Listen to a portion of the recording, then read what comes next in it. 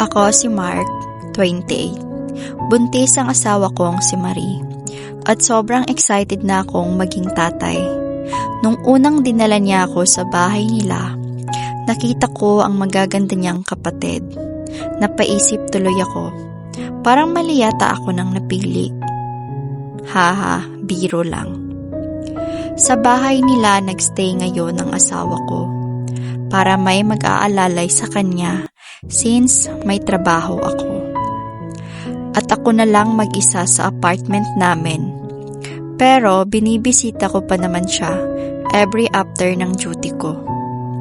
Sa bawat pagbisita ko, isang kapatid niya ang pumukaw ng atensyon ko, si Ann. Maputi at maganda ang katawan. Isang araw, hiniling ng asawa ko na sunduin si Ann dahil malapit lang ang apartment namin sa work niya at walang ibang makakasundo. Nagkasakit kasi ang papa nila. Nagdadalawang isip ako na may halong excitement dahil makakausap ko na ang kapatid ng asawa ko na matagal ko nang pinagpapantasyahan. Nang sinundo ko na siya, saktong ang lakas ng ulan. Nang lumabas na siya, di ko alam kung sinadya niya talagang mag-ayos, pero sobrang ganda niya. Kitang-kita ang hubog ng katawan sa uniform niyang fit na fit. "Tara na kuya," sabi niya habang nakangiti, sabay pasalamat sa akin.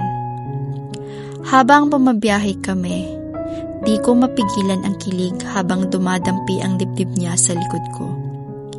Pagdating namin sa apartment niya, hindi siya makapasok dahil sa raper bunga ng bagyo. Kaya kailangan niyang maghanap ng matutuluyan. Sabi niya, mag-hotel na lang siya. Pero pinilit ko pa rin kasi umuulan noon. Sa huli, pumayag din siya. Habang nasa biyahe, magaan lang ang usapan namin hanggang sa napunta sa seryosong topic.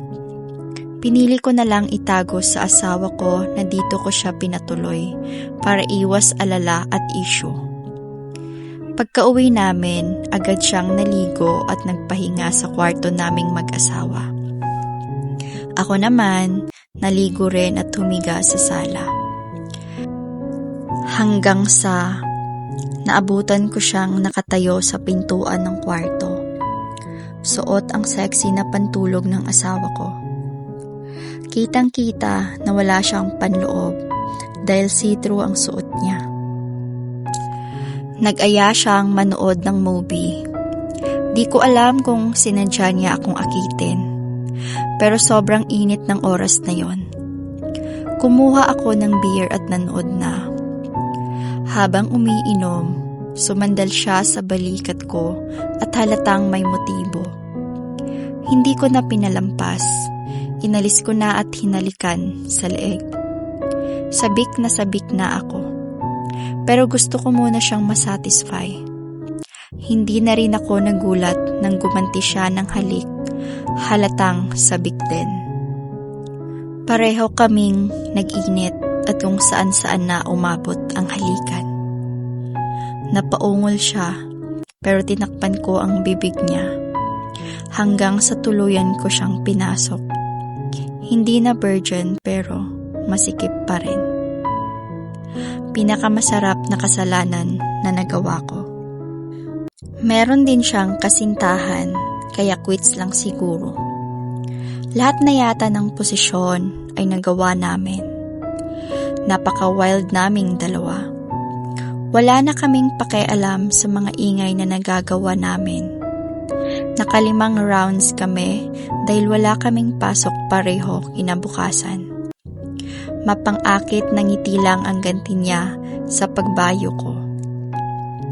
Hindi ko na naisip ang asawa kong buntis. Ang alam ko lang, nasarapan ako sa ginawa namin ng hipag ko. Hanggang ngayon, walang nakakaalam ng sekreto namin. Patago pa rin naming ginagawa kahit nakauwi na ang asawa ko. Minsan sa banyo, storage room, habang nagluluto siya.